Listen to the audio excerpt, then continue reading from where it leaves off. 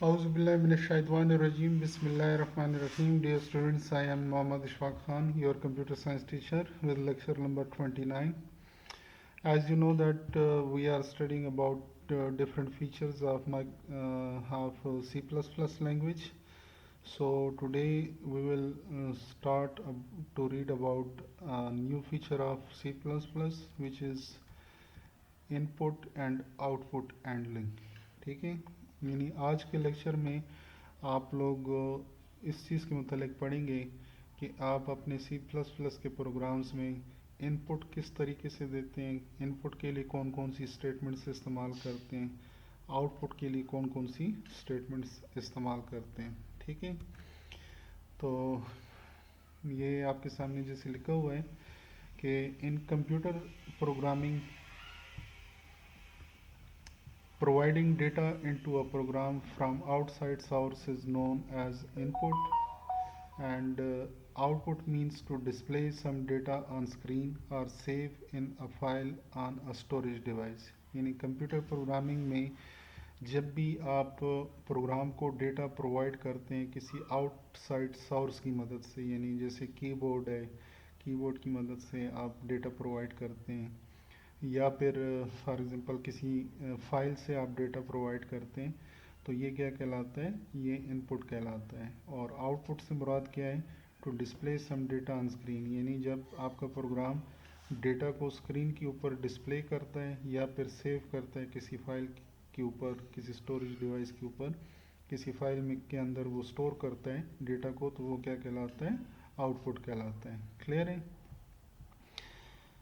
ये तो थी आपके पास इनपुट और आउटपुट की डेफिनेशन. अब कहते हैं कि in C plus plus output, input and output, जिसको आप शॉर्टकट में आईओ कहेंगे आगे तमाम जगहों पे, कि in C plus plus input output या IO is performed by using streams. ठीक है, यानी सी प्लस प्लस में ये बात याद रखें कि इनपुट और आउटपुट दोनों जो हैं वो स्ट्रीम्स की शक्ल में होती हैं. What is meant by streams, streams क्या होती हैं. देखें, वैसे तो आपके पास ये जो लफ्ज़ है स्ट्रीम का, इसमें स्ट्रीम का लफ्ज़ जो है वो आप वैसे अगर इंग्लिश लैंग्वेज में अगर आप इसकी मीनिंग देखें तो इसकी मीनिंग बनती है नदी.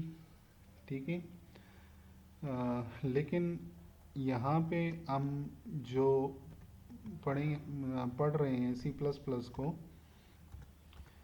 इसमें स्ट्रीम का लफ्ज़ जो है वो इसका मतलब बन रहा है धार. ठीक है, आपने अक्सर देखा होगा पानी जब बहता है तो वो, यानी कि किसी पाइप में से पानी जब निकलता है तो वो एक धार की शक्ल में कंटिन्यूस फॉर्म में होता है. ठीक है, यानी उसके बीच में कोई गैप नहीं होता, तो इसलिए उसको स्ट्रीम कहा जाता है, यानी धार कहा जाता है. तो यहाँ पे ये जो स्ट्रीम का लफ्ज़ इस्तेमाल वो हुआ है, इसका मतलब यही है कि सी प्लस प्लस में इनपुट और आउटपुट जो होती है हमेशा स्ट्रीम्स की शक्ल में होती है, यानी धार की शक्ल में होती है, यानी कंटिन्यूस फॉर्म में होती है. अब ये स्ट्रीम की डेफिनेशन है कि a stream is a sequence of data that flows in and out of the program. ये स्ट्रीम की डेफिनेशन है आपके पास. मैं इसको हाईलाइट कर देता हूँ कि स्ट्रीम जो होती है ये आपके पास क्या होती है, सीक्वेंस ऑफ डेटा, यानी लगातार कंटिन्यूस फॉर्म में आपके पास डेटा होता है जो कि फ्लो इन करता है या आउट करता है, फ्लो आउट करता है प्रोग्राम से, यानी या प्रोग्राम में इन हो रहा होता है या प्रोग्राम में आउट हो रहा होता है. तो वो सीक्वेंस ऑफ डेटा जो कंटिन्यूसली प्रोग्राम में इन हो रहा हो या आउट हो रहा हो, उसको हम क्या कहते हैं, स्ट्रीम कहते हैं. The cin and cout are the standard statement that uses the iostream.h header file for performing IO operations. यानी C++ में आपके पास दो स्टेटमेंट्स हैं. एक आपके पास है cin स्टेटमेंट, ठीक है, और एक आपके पास है cout स्टेटमेंट. और ये दोनों स्टेटमेंट्स जो हैं ये किस हेडर फाइल का इस्तेमाल करती हैं, ये दोनों हेडर स्टेटमेंट्स जो हैं ये iostream.h जो हेडर फाइल है इसके अंदर डिफाइन हुई हैं. तो इसलिए जब भी आप अपने प्रोग्राम में cin या cout स्टेटमेंट इस्तेमाल करेंगे तो आप अपने प्रोग्राम में इस हेडर फाइल को मस्ट इंक्लूड करेंगे. यही कुछ आगे लिखा हुआ है कि therefore it must be included at the beginning of the program, यानी अगर आपने अपने प्रोग्राम में सी एन या सी आउट स्टेटमेंट इस्तेमाल करनी है तो आपको ये एडर फाइल जो है ये मस्ट अपने प्रोग्राम में इंक्लूड करनी है स्टार्ट में। इसके अलावा the functions gets and puts are also used for handling input and output operations. इसके अलावा कुछ फंक्शंस भी हैं आपके पास जिसमें गेट फंक्शन है, गेट्स फंक्शन है, पुट्स फंक्शन है। इन फंक्शंस की मदद से भी आप सी प्लस प्लस प्रोग्राम्स में इनपुट और आउटपुट कर सकते हैं। इनके मुतालिक हम आगे नेक्स्ट लेक्चर्स में पढ़ेंगे। ठीक है, अभी मैं आपको आज के लेक्चर में सिर्फ एक जो स्टेटमेंट है सी आउट स्टेटमेंट जो है इसके मुतालिक मैं आपको बताऊंगा कि सी आउट स्टेटमेंट जो है वो किस तरीके से प्रोग्राम में इस्तेमाल होती है।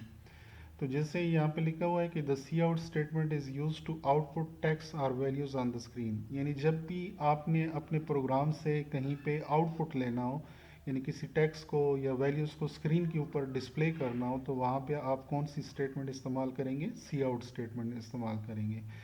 The following is the syntax of C out statement. अब ये जो है आपके पास सी आउट स्टेटमेंट का जर्नल सिंटैक्स है कि सबसे पहले आप लिखेंगे सी आउट, उसके बाद ये दो इंजर्शन ऑपरेटर इस्तेमाल करेंगे। ये जो दो साइन हैं इनको क्या कहा जाता है? इंजर्शन ऑपरेटर कहा जाता है। ठीक है, ग्रेटर स्मॉलर देन वाले जो साइन हैं इनको इंजर्शन ऑपरेटर कहा जाता है। ठीक है, और उसके बाद आप लिखेंगे कि जो भी कैरेक्टर्स आपने लिखने हैं, ठीक है, या स्ट्रिंग लिखनी है, कैरेक्टर स्ट्रिंग लिखनी है या फिर कोई वेरिएबल लिखना है, तो वो आप यहाँ पे लिखेंगे और लास्ट पे सेमीकॉलन का साइन आएगा। ये इसका जर्नल फॉर्म है। इसमें मैं आपको बता रहा था कि ये जो दो स्मॉलर देन वाले साइन इसके साथ इस्तेमाल होते हैं, इनको क्या कहा जाता है? इनको इंजर्शन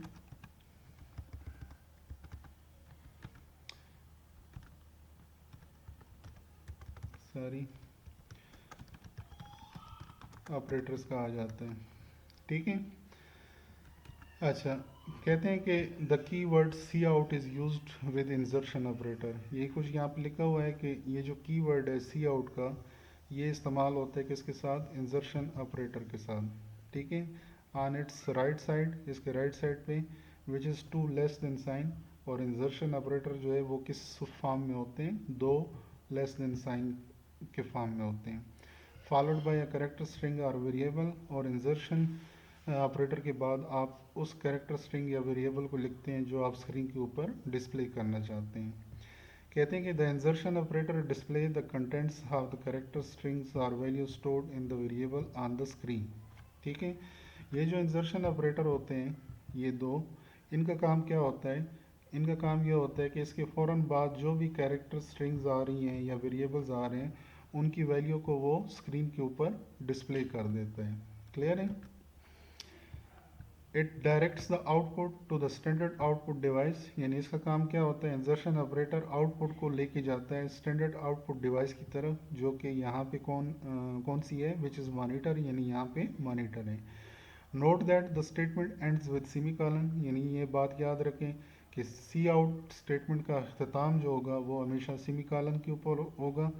the insertion operator may be used more than once in a single statement, यानी आप एक सिंगल स्टेटमेंट के अंदर एक से ज़्यादा इंजर्शन ऑपरेटर का भी इस्तेमाल कर सकते हैं। और ये आगे जितना जैसे जैसे आप आगे जाते जाएंगे ये आपके पास आएगा।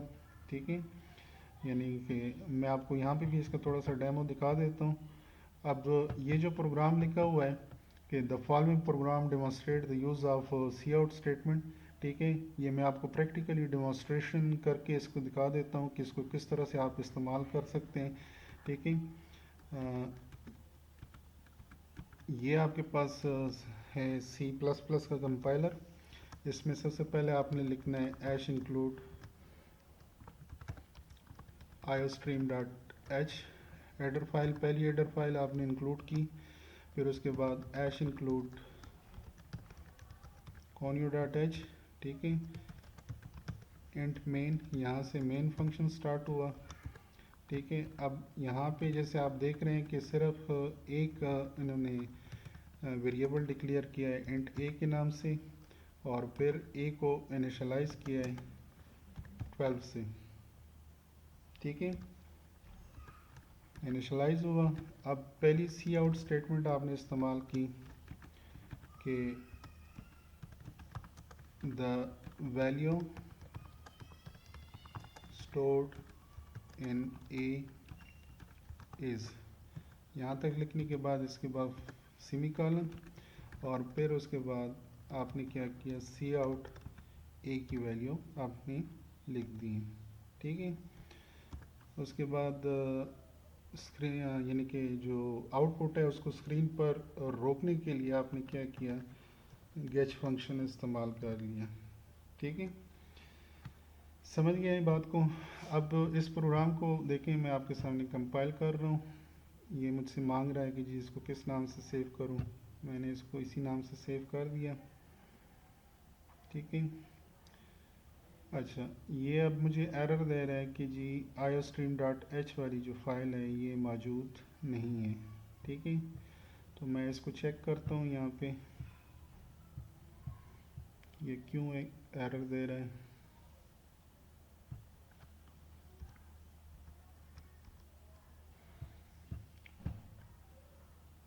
ओह सॉरी, iostream इसका स्पेलिंग मैंने गलत लिखा है, सॉरी, iostream, ठीक है। अब दोबारा इसको मैंने कंपाइल किया, ये कंपाइल हुआ, ठीक है। अब इसको मैंने रन करना है, तो अब आप देख रहे हैं कि the value stored in A is 12, ठीक है। अब यहाँ पे आप देख रहे हैं कि जो मैंने इस्तेमाल किया था सी आउट जो स्टेटमेंट है वो मैंने दो लाइनों पे इस्तेमाल की थी, ठीक है, एक ऊपर और एक नीचे, लेकिन आउटपुट मेरे पास एक ही लाइन पे आया, ठीक है। ये किस वजह से है, क्योंकि यहाँ पे मैंने स्लैश एन या एंडल वाला जो ऑपरेटर है वो इस्तेमाल नहीं किया है। ये आगे आएगा, इसके मतलब आप समझेंगे कि जब आपने आउटपुट को दो लाइनों पे ट्रांसफ़र करना हो तो वो किस तरह से करते हैं। यहाँ पे मैं आपको सिर्फ सी आउट स्टेटमेंट के मतलब बताऊँगा अभी इसमें आपने देखा कि मैंने ये सी आउट स्टेटमेंट जो है वो दो लाइनों में इस्तेमाल की है, ठीक है। अब इसको अगर मैं एक लाइन पे इस्तेमाल करना चाहता हूँ तो फिर मैं क्या करूँगा कि यहाँ तक लिखने के बाद यहाँ पे मैं दो डॉट्स डाल लेता हूँ, ठीक है, फिर इंसर्शन ऑपरेटर लिख देता हूँ और फिर ए लिख लेता हूँ और लास्ट पे सेमीकोलन, ठीक है। अब इसको मैं कंपाइल करूँगा, ये कंपाइल हुआ। अब आउटपुट देखें, अब भी आउटपुट वही आ रहा है, सिर्फ ये दो डॉट्स का इजाफा हो गया जो मैंने लिखे थे, ठीक है। अगर मैं ये ख़त्म करता हूँ तो फिर ये दो डॉट्स जो हैं ये अपीयर नहीं होंगे। अब ये कंपाइल हुआ, रन हुआ, अब देखें दो डॉट्स नहीं है आगे, डायरेक्ट ए की वैल्यू जो है वो डिस्प्ले हो गई, ठीक है। तो इस तरीके से आप अपने प्रोग्राम में सी आउट स्टेटमेंट का इस्तेमाल करेंगे। The value stored in A is 12, ये आपके सामने आ गया आउटपुट, आपने देख लिया। The first output statement will print the text, यानी जो पहली आउटपुट स्टेटमेंट है वो इस टेक्स्ट को प्रिंट करेगी यहाँ तक, इस तक, ठीक है। And the second will print the value stored in variable A, और सेकंड जो है वो क्या करेगी, वो वेरिएबल ए के अंदर जो वैल्यू स्टोर हुई है उसको प्रिंट करेगी।